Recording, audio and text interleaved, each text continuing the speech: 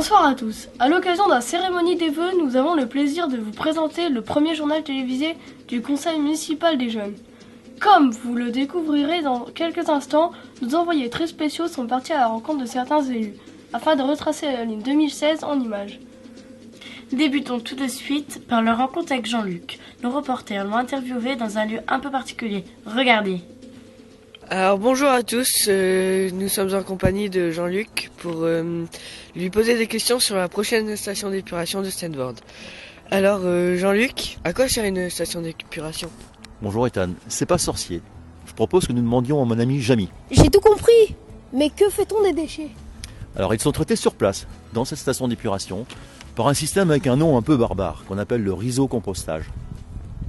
En fait, les bouts liquides de la station d'épuration vont être étalés sur un lit planté de roseaux, et c'est les roseaux qui vont assécher les bouts, qui vont les transformer en matière organique directement valorisable par l'agriculture.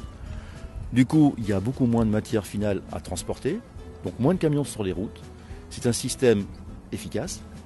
Il est d'abord économique, il est écologique et il est intelligent. Et quand est-ce que le chantier sera terminé ? Alors, le chantier a commencé au mois de juin en 2016 et on le terminera, la station sera complètement opérationnelle au mois de décembre 2017. Mais combien ça coûte une station d'épuration ? Un peu moins de 3 millions d'euros, 2 900 000 exactement. Mais on a la chance, qu'on a un projet écologique, innovant, d'avoir beaucoup de subventions. L'agence de l'eau qui nous accompagne à hauteur de 800 000 euros, le département du Nord 450 000 euros de subventions, et enfin l'agence de l'eau a aussi proposé une avance remboursable à hauteur de 930 000 euros à taux zéro sur 20 ans. Voilà. D'accord, merci Jean-Luc pour ces explications très précises. Moi j'ai hâte de voir la station d'épuration aboutir. Nous vous rendons l'antenne. Merci Mathis et Ethan pour cette interview sur le chantier de la nouvelle station d'épuration. Maintenant, allons vérifier l'efficacité de la station d'épuration auprès d'Edith. Attention Edith, utilise un langage SMS. Ceci peut rendre votre compréhension difficile. Certains éléments sont donc sous-titrés. Bon courage. Oui, courage. Bonjour Edith, pouvez-vous nous rappeler vos fonctions ? Bonjour Mathis, bonjour Maurice. Donc je suis adjointe en charge de l'agriculture et de l'hydraulique. Pouvez-vous nous en dire davantage sur votre fonction à l'hydraulique ? Donc concernant l'hydraulique, je travaille en coordination avec l'USAN, l'Union des syndicats d'aménagement hydraulique du Nord, qui gère la réglementation du SAGE. Le SAGE, le schéma d'aménagement de la gestion des eaux. La ville de Steenvoorde est-elle vraiment concernée par l'hydraulique ? Oui, elle est très concernée puisque 10 becs traversent le territoire de Steenvoorde. Quelques-unes sont plus connues que d'autres, comme l'Eybeck qui passe ici. Donc l'Eybeck traverse le centre-ville et sa proximité des habitations génère des zones plus vulnérables. Donc l'USAN et le SAGE, nous étudions le moyen de réduire l'arrivée d'eau sur la commune en cas de forte pluie. Par quel système ? Alors par quel système ? En coordination avec la commune de Terre de Game qui est située en amont et également avec l'USAN, on cherche l'implantation d'une zone d'extension de crue, une ZEC, afin de réduire le niveau d'eau par un système automatisé. Connaissez-vous toutes les becs de Steenvoorde ? Oui, je les connais toutes et particulièrement l'Eybeck qui passe ici, puisque l'Eybeck, 2 personnes de l'USAN, une personne de la mairie et moi-même la parcourons à pied chaque année pour voir l'évolution des berges. Avez-vous des anecdotes dessus ? Il y a une maison qui est située sur le cours d'eau, au-dessus du cours d'eau. Donc quand nous passons à pied dans la bec, la personne ouvre une petite trappe et puis nous fait un petit coucou. Donc merci Edith, on s'équipe. Et on y va. Et on vous rend l'antenne. Edith nous a parlé du risque d'inondation sur la commune. Cette question est importante pour les Steenvoordois, tout comme celle du logement. Jean-Luc s'en occupe tout particulièrement. Et ce n'est pas une mince affaire. Peux-tu nous dire quelques mots sur ton rôle au niveau des affaires sociales ? Alors, mon rôle est d'être à l'écoute des difficultés des habitants de la commune de Steenvoorde. Avec la commission des affaires sociales, nous avons élaboré un règlement concernant l'accès des aides éventuelles que le Centre communal d'action sociale peut accorder aux personnes en grande difficulté. en partenariat avec le centre social de la Maison des Flandres et les différents services sociaux, assistantes sociales, conseillères à l'économie sociale et familiale, ainsi que les Restos du Cœur, le Secours catholique ou la Croix-Rouge française. Nous venons en aide de façon ponctuelle, car chacun peut un jour ou l'autre être confronté à des difficultés dues à un accident de la vie, maladie, perte d'emploi, etc. Mon Dieu, que se passe-t-il? Jean-Luc, où peuvent-ils les installer? À Stenvoord, il y a un manque de logements à caractère social. Nous essayons d'y remédier, d'autant plus que c'est une obligation imposée par la loi. D'après les services de l'État, il manquerait environ 300 logements sociaux à Stenvoord. Mais où les construire? Parce que à Stenvoord, il manque cruellement de terrain constructible. Et c'est là la grande difficulté. C'est que Stenvoord est en grande partie en zone inondable. Alors, je suis en lien permanent avec les services de l'État, avec les bailleurs sociaux, et nous essayons de trouver des solutions pour progresser vers des constructions nouvelles, mais vous savez, c'est pas facile tous les jours. Et je siège également aux commissions d'attribution, où je défends les intérêts des habitants du secteur. Merci Jean-Luc pour toutes ces informations. À bientôt. On vous rend l'antenne. Nous, on est super bien à Stenvoord, on a vraiment pas envie de déménager. Ce n'est pas François qui nous dira le contraire. Tiens Eleanor, c'est pour toi. On peut dire qu'à Stenvoord on a du pot. Bonjour François, dis-moi, comment a pris forme l'action sur le cadre de vie en 2016? Oui, bonjour Orlane. Le cadre de vie a pour but d'améliorer la qualité de vie des habitants de notre commune. Mais chacun a sa propre définition de ce dont il a besoin. Par exemple, en mettant une poubelle près d'un distributeur automatique de billets, afin que les tickets ne soient pas jetés au sol, ou placer des bancs le long de nos rues, afin que nos seniors puissent y ambuler tranquillement. Mais nous devons aussi être force de proposition quand il y a des transformations qui s'opèrent dans notre ville. D'ailleurs, Maxime Le Forestier le chante très bien, comme un arbre dans la ville, entre béton et bitume. Bon, nous, pour éviter cela, on essaie à chaque fois que nous enlevons un arbre de le remplacer par un autre. Par exemple, lors de l'agrandissement du parking du collège Saint-Exupéry, les services techniques de la ville et les services espaces verts ont travaillé de concert afin d'apporter un plus grand nombre de places et de la sécurité aux collégiens, tout en gardant les espaces verts et en remplaçant les arbres qui étaient malades. Mais si je te comprends bien, ton action consiste également à mettre des couleurs dans la commune. Oui, effectivement, Ethan. Bon, nous avons mis des grandes vasques de la commune, des grandes vasques colorées. Notre commune est assez minérale et elle manquait un peu de couleur. Bon, c'est vrai qu'auparavant, la ville de Stenvoord était renommée pour ses façades colorées, ce qui manque peut-être un petit peu à l'heure actuelle. Donc, nous avons mis ces vasques qui sont garnies à moindre frais par nos équipes espaces verts, qui multiplient les vivaces de notre serre municipale. Mais le fleurissement est l'affaire de tous. Pour preuve, les élèves de CP de l'école Jean de La Fontaine ont eu un premier prix au classement des écoles fleuries. De même, de nombreux habitants, commerçants, agriculteurs fleurissent leurs jardins, leurs devantures, leurs façades et nous les remercions lors du concours des maisons fleuries. Donc pour 2017, quel sera ton défi? Pour 2017, nous avons un gros défi, c'est-à-dire que des nouvelles normes d'utilisation des produits phytosanitaires. Bon, normalement en 2017, ce sera 0 produits phytosanitaires, donc nous allons devoir changer nos façons de travailler. En plus de cela, il nous faut trouver la place des piétons et des cyclistes dans la ville. Et en plus, en collaboration avec les élèves de la classe de CM1 de Monsieur Paris, nous allons mettre en place une ruche. Donc merci François pour toutes ces réponses à nos questions. Oui, merci à vous. Mais ne vous sauvez pas, j'ai encore besoin de vous. Comme François nous l'a si bien dit, notre ville est pleine de couleurs. Des couleurs dans la ville aux couleurs dans l'assiette. Anne nous raconte tout en direct de la cantine. Bonjour Anne. Bonjour Lisanne. Bonjour Noah. Tu es adjointe aux écoles. Tu as mis en place un bar à soupe. C'est génial. Mais pourquoi?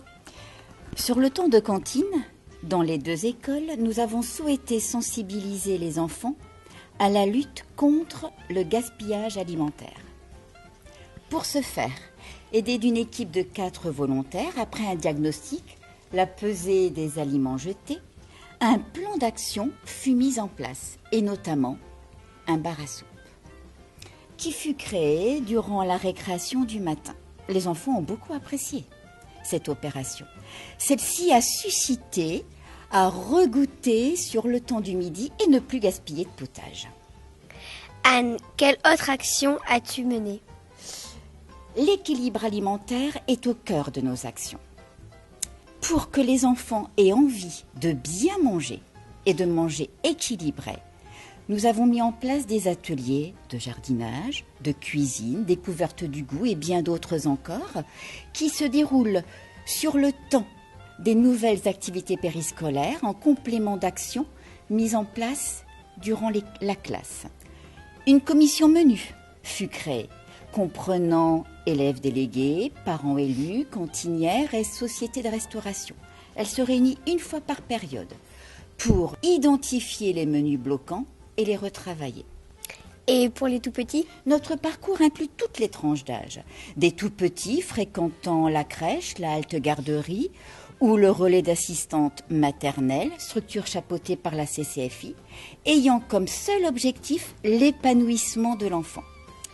Dans ce but, nous avons rédigé un projet éducatif de territoire pour jalonner un parcours cohérent et de qualité sur tous les temps de vie de l'enfant.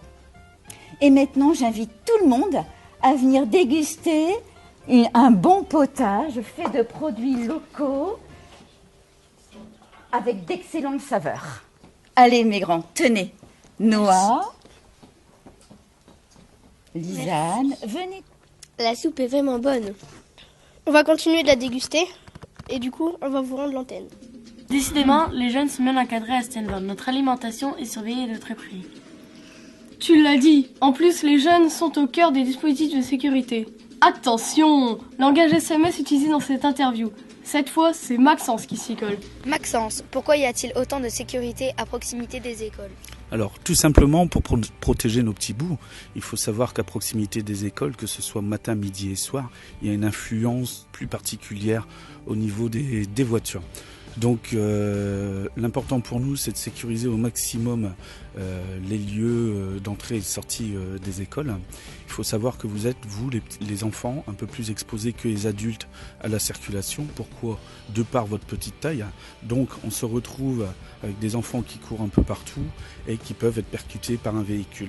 Alors par votre morphologie, vous êtes beaucoup plus petit et si vous êtes impacté par un véhicule, c'est plus les organes vitaux qui vont être touchés, contrairement aux adultes, où là, ça serait principalement les membres inférieurs. Peux-tu nous expliquer en quoi consiste un PPMS? Alors, le PPMS, c'est tout simplement le plan particulier de mise en sécurité qui concerne les écoles.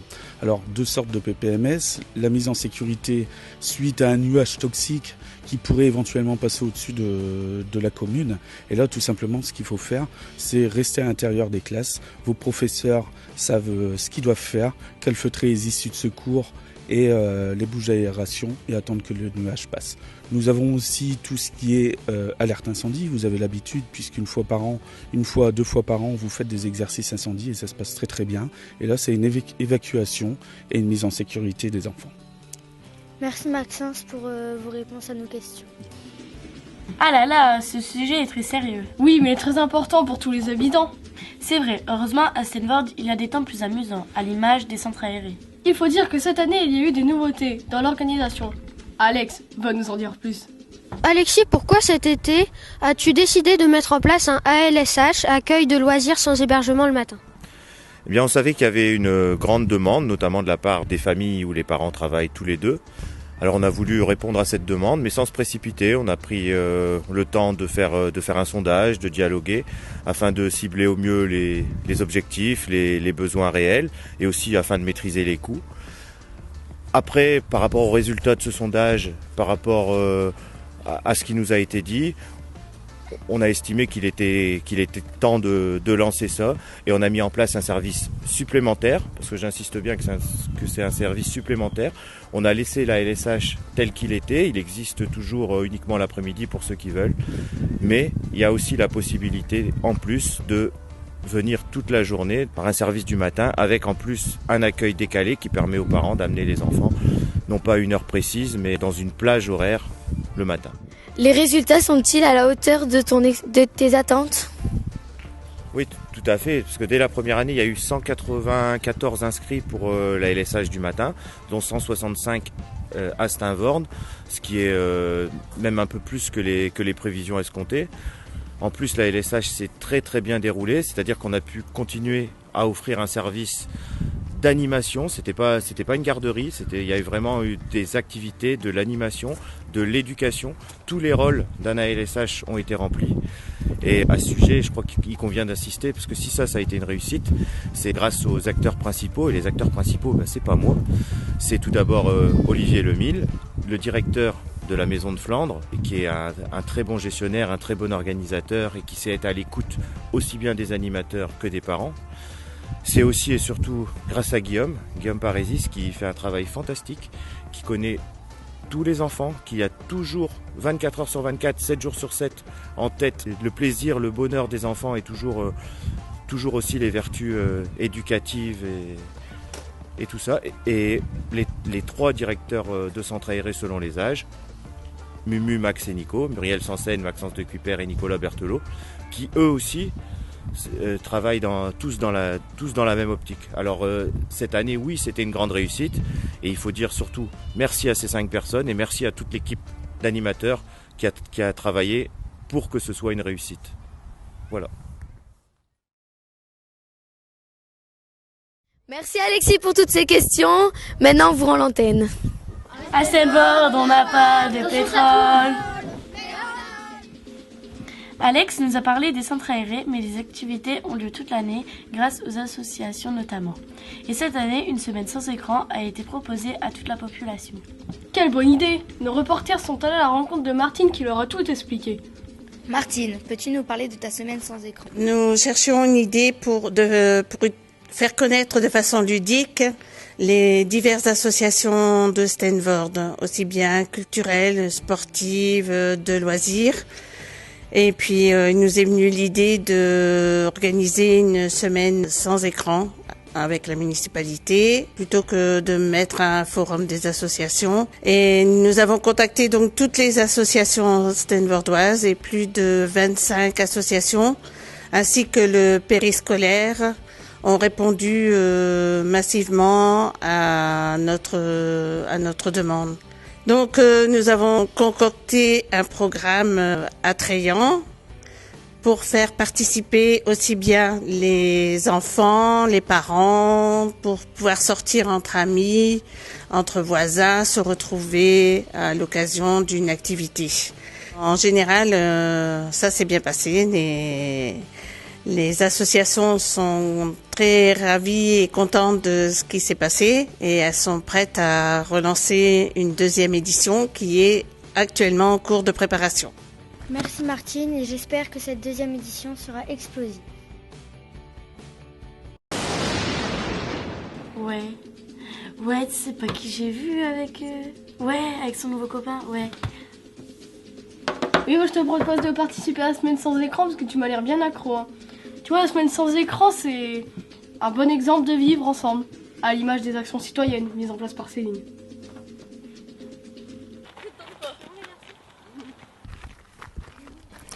Alors Céline, tu es adjointe à la citoyenneté et la démocratie participative. Quelle action a marqué l'année 2016 ? Alors l'année 2016 a été marquée par de nombreux événements et de nombreux projets, et vous en êtes la preuve, puisque nous avons installé pour la première fois à Steenvoorde un conseil municipal des jeunes qui regroupe des collégiens des 2 établissements de Steenvoorde, le collège Saint-Exupéry et l'institution Notre-Dame de Lourdes. Pour vous donner d'autres exemples, nous avons également organisé une fête des bébés afin d'accueillir les bébés et leurs familles et leur montrer ainsi qu'ils sont des citoyens à part entière. Nous leur avons présenté les services de la ville, nous leur avons offert un cadeau et nous avons donc passé un très bon moment. Pour vous donner encore un autre exemple, nous avons organisé avec la municipalité les journées du patrimoine et de la citoyenneté et ainsi avons permis à des familles de visiter la ville en calèche et, s'ils le voulaient, de visiter l'église avec une guide. Alors ça a été l'occasion aussi, mais cela est fait depuis de nombreuses années, pour les habitants de Steenvoorde et des autres villes et villages de visiter les moulins, dont le moulin que vous avez derrière vous. Et puis la citoyenneté, ça se vit aussi à l'échelle européenne. Et c'est ainsi qu'avec Yves, qui est adjoint au fait, eh bien, nous avons mis en place un jumelage avec une ville de Pologne. Et ainsi, au mois de mai, eh bien, une délégation est allée en Pologne avec des jeunes footballeurs, avec les amis de Fromulus, avec des musiciens, des membres de la médiathèque.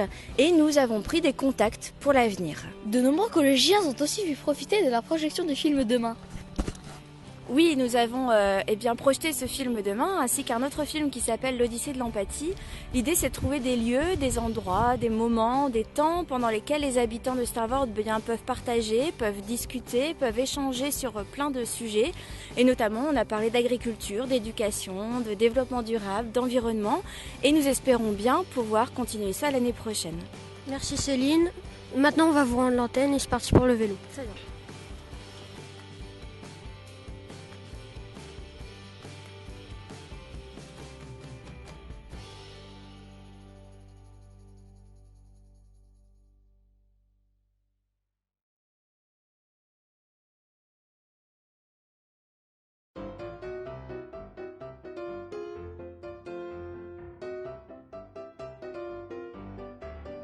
Je crois que Céline n'aura pas été trop fatiguée. Elle les a bien eus. Oui. Il faut dire qu'elle était pressée d'aller au Saint-Laurent. Yves nous a raconté une histoire. Vous verrez, il était très inspiré. Yves, Bellenstorm, qu'est-ce que c'est? La plupart des habitants du Nord réagissent ainsi. En revanche, si vous interrogez un Belge ou un Néerlandais, le Bildenstorm ou la révolte des gueux sont évocateurs. C'est un mouvement iconoclaste qui se déclencha en 1566 et qui envahira toute la Flandre. Les racines de cette brutalité soudaine sont à la fois politiques, économiques et religieuses. Mais pourquoi au hameau du Saint-Laurent? Alors c'est ici, dans ce hameau du Saint-Laurent, que se situait le couvent des Carmes. Et c'est le 10 août 1566 que tout commença et envahira la Flandre, toute la Flandre, jusqu'aux Pays-Bas. Et maintenant? Le 10 août 2016 a été érigée une stèle. Et le 4 septembre, jour de la Ducasse du Saint-Laurent, une structure co-construite par des Français, des Belges et des Néerlandais commémore les 450 ans de la révolte des gueux, d'où Bildenstorm 450. D'accord, merci Yves pour ces explications très précises. Merci. Sur ce, à la prochaine. Merci. Alors, tu as tout compris sur le Bildenstorm? Oui, mais je me dis surtout que cela doit faire beaucoup de points en Scrabble. Quel beau voyage dans le temps, surtout. Dans un autre registre, passons au voyage des aînés. Bonjour à tous, bonjour Marie-France, bonjour Ethan. Bonjour Mathis. Donc aujourd'hui on se retrouve pour vous poser des questions sur les aînés. Donc Marie-France, cette année tu as innové pour la distribution des colis de Noël. Peux-tu nous expliquer? Oui, c'est tout simple. Cette année nous avons donc, comme les années précédentes, proposé les colis de Noël aux personnes à partir de 65 ans avec des produits achetés chez les commerçants de Steenvoorde, donc des produits locaux. Cette année, nous avons effectivement innové un petit peu la distribution. Les années précédentes, ça se faisait chez les personnes mêmes. Et cette année, nous avons une équipe qui reçoit ces personnes à la salle des fêtes, donc elles viennent les chercher elles-mêmes à la salle des fêtes. Et ça nous permet de pouvoir les rencontrer, de discuter un petit peu avec elles, de se partager des petits cafés à la limite. Donc voilà. Tous les étés, tu fais voyager les aînés. Et cette année, où les as-tu emmenés? Alors cette année, on les a emmenés en juin en Bretagne, à Saint-Gildas-de-Rhuys. Donc où nous avons passé une superbe semaine parce qu'on a eu un très beau temps. Et puis il y a eu beaucoup d'activités, beaucoup de visites et puis de balades. Donc on a passé vraiment un très très beau moment. Donc en 2017, où poseras-tu tes valises? Alors pour 2017, les valises seront posées dans le Val-de-Loire, dans le domaine de Seillac, où nous allons passer une semaine.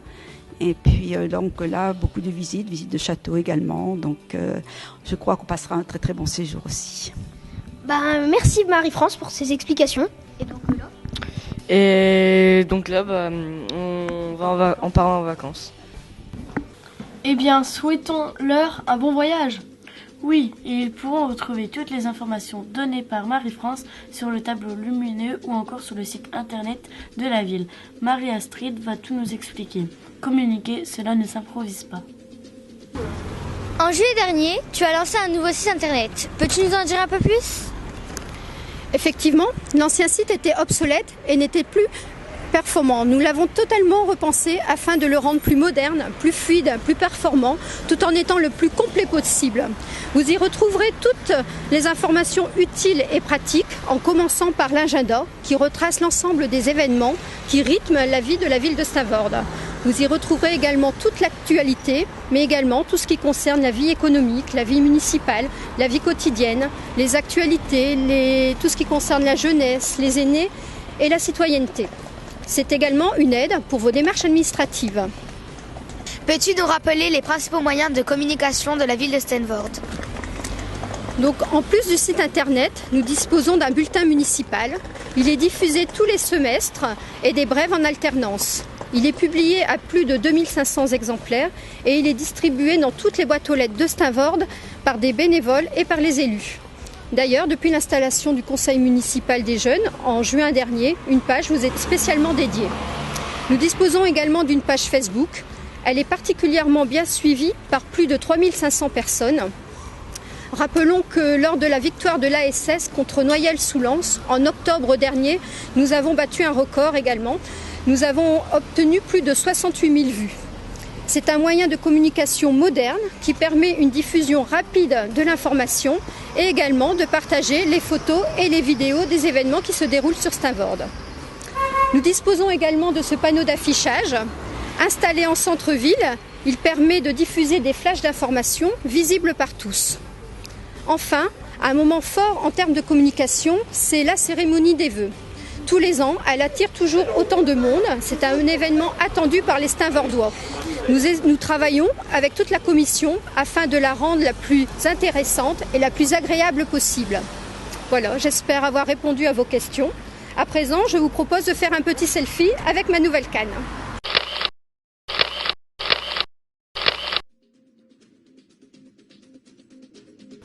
Communiquer sur la meilleure manière de communiquer afin d'améliorer la communication, c'est tout un art. En tout cas, nous voyons que la cérémonie des vœux, cela se prépare bien à temps. Allons voir comment monsieur le maire y travaille.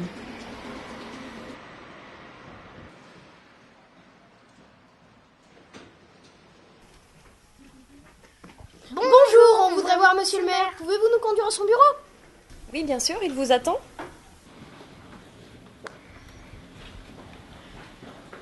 Bonjour. Bonjour. C'est par là.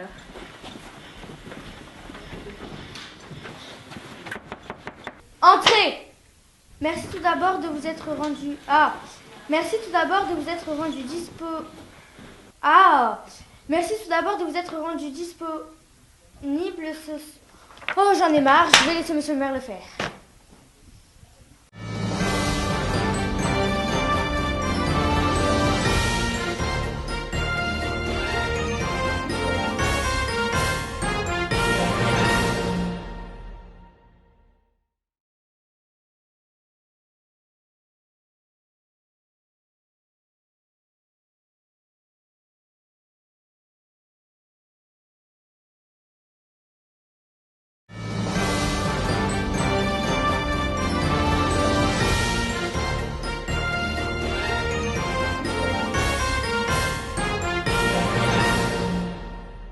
Bonsoir à tous. À l'occasion de la cérémonie des vœux, nous avons le plaisir de présenter le premier journal télévisé du conseil municipal des jeunes.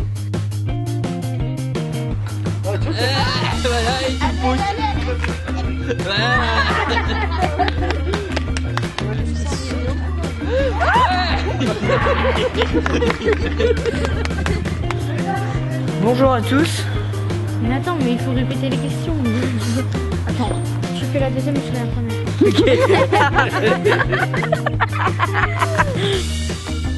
Eh coucou, toi je te vois. Je sais pas trop ce que c'est même. Si, c'est bien. Bonjour à tous. Bonjour Marie-France. Bonjour. Bonjour Ethan. Bonjour c'est pas grave, on va recommencer.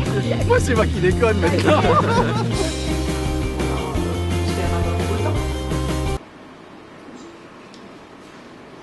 Donc, merci Marie-France. On part en vacances avec vous. Allez, on est parti. Prends des cartes comme ça. T'es rebelote. Et moi, je comprends. Vous voulez un petit peu de maquillage? Ouais, je Du coup... Là, je vous le dis pas, c'était filmé, hein. Ah ouais? Et vous faites quoi? On s'entraîne pour se calmer. Eh bien, nous partons en vacances. Avec les pyramides. Pouvez-vous nous rappeler vos fonctions? Bonjour Mathis, bonjour Maurice. Au soleil! Au soleil? Ça fait pas le jour, hein. Ouais, c'est bien qu'il y a un bord d'océan, on aura le soleil. Hein. Tour d'un peu.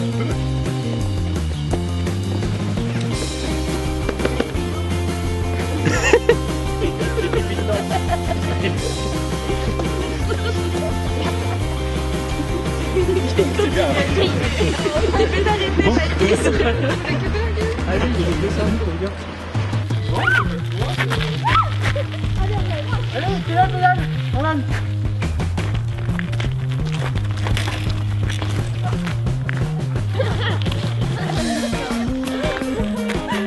On va le refaire.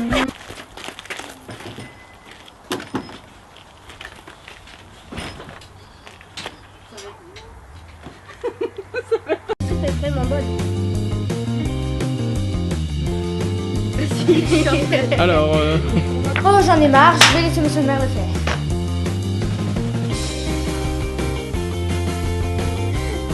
Un peu des deux. On l'a dit aux autres. T'es pas sympa. action. Ah mince, je croyais que c'était lui. Et ce n'est pas une mince affaire. C'est bon, je vais y aller. Tiens, elle est à deux. C'est... Attention, langage SMS utilisé dans cette interview. Cette fois, c'est Maxence qui s'y colle. Quand j'ai dit attention, j'ai voulu l'expliquer. Voilà, fais pas ça en fait.